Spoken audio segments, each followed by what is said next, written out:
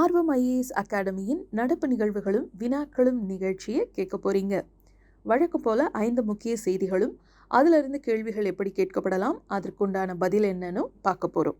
முதலாவது முக்கிய செய்தி, பாகிஸ்தானின் அதிபராக பொறுப்பேற்ற ஆசிஃப் அலி ஜர்தாரியின் மகள் ஆசிஃபா பூட்டோ நாட்டின் முதன்மை பெண்மணியாக அறிவிக்கப்பட்டு இருக்கிறார். இப்படின்னு செய்தி வெளியே இருக்கு. இதில் கேள்வி எப்படி கேட்கலாம், கரண்ட் அஃபேர்ஸ் சம்மந்தமாக, பொது அறிவு சம்மந்தமாக எப்படி கேட்கலான்னா, பாகிஸ்தான் நாட்டின் முதன்மை பெண்மணியாக அறிவிக்கப்பட்டுள்ளவர் யார்? 1 ஷெரீஃப் பூட்டோ, 2 ஆசிஃபா பூட்டோ, 3 பெனசர் பூட்டோ, 4 ஷெரின் பூட்டோ. விடை 2 Asifa Bhutto. Who has been announced as the first lady of Pakistan? A. ஷெரீக் Bhutto, B. Asifa Bhutto, C. பெனசர் Bhutto, D. Sherin Bhutto.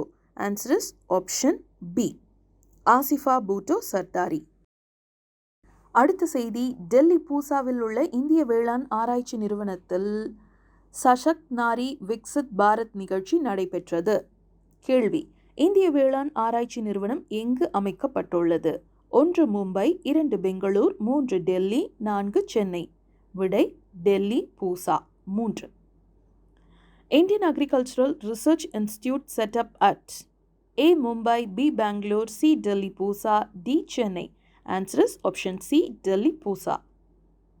அடுத்த செய்தி, கிராமப்புறங்களில் மருத்துவ சேவையை பரவலாக்கும் வகையில் ஸ்மார்ட் கிளினிக் திட்டம் அறிமுகப்படுத்தப்பட்டுள்ளது. கேள்வி, கிராமப்புறங்களில் மருத்துவ சேவையை பரவலாக்க எந்த திட்டம் அறிமுகப்படுத்தப்பட்டுள்ளது?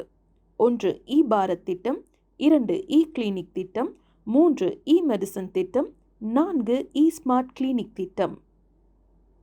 விடை 4 ஸ்மார்ட் கிளினிக் திட்டம். Which scheme has been introduced to decentralize medical services to rural areas? A.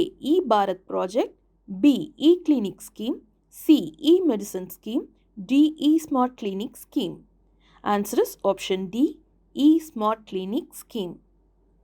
அடுத்த முக்கிய செய்தியாக இடம்பெற்றிருக்கிறது, இந்திய கடற்பகுதியில் நீர்மூழ்கி கப்பல்களை எதிர்கொள்ளவும் குறைந்த தீவிரம் கொண்ட கடல்சார் செயல்பாடுகளை அதிகரிக்கவும் கடற்படையில் 2 புதிய கப்பல்கள் இணைக்கப்பட்டன. இதுதான் செய்தி. இதிலிருந்து கேள்வி, இந்திய கடற்பகுதியில் நீர்மூழ்கி புதிய கப்பல்கள் இணைக்கப்பட்டன. அந்த கப்பல்களின் பெயர்கள் என்ன? 1 INS அக்ரே மற்றும் INS அக்ஷய், 2 INS விஜய் மற்றும் INS சக்தி, 3 INS சக்தி மற்றும் INS அசை, 4 INS அக்ரே மற்றும் INS Abhay.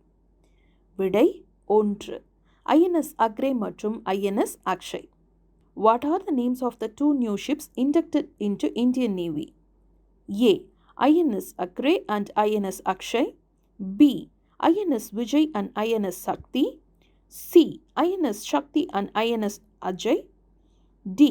INS Agray and INS Abhay. Answer is option A. INS Agray and INS Akshay.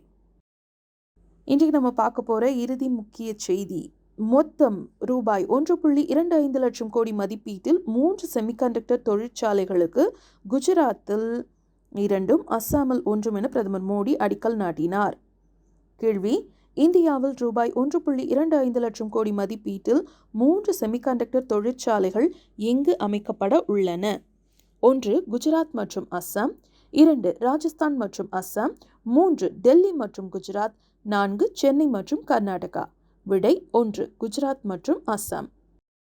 Where will the 3 semiconductor factories to be set up in India? 4 options. A. Gujarat and Assam, B. Rajasthan and Assam, C.